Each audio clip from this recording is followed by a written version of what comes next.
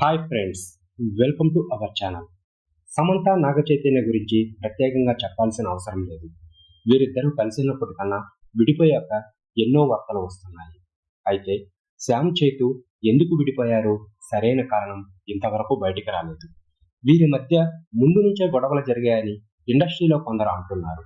అయితే ఎవరూ ఊహించని విధంగా ఈ జంట విడిపోయి అందరికీ బిగ్ షాక్ ఇచ్చింది.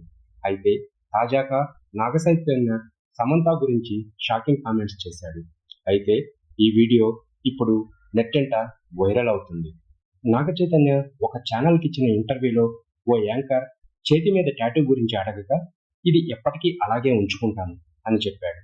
మీరు సమంతను మీట్ అయితే ఏం చేస్తారో అని అడగగా ముందుగా హాయ్ చెప్పి హగ్గిస్తాను, తర్వాత మాట్లాడతాను అని షాకింగ్ కామెంట్స్ చేశాడు. అయితే దీనికి సంబంధించిన వీడియో సోషల్ మీడియాలో వైరల్ అవ్వడంతో అక్కినేని ఫ్యాన్స్ సంతోషం వ్యక్తం చేశారు.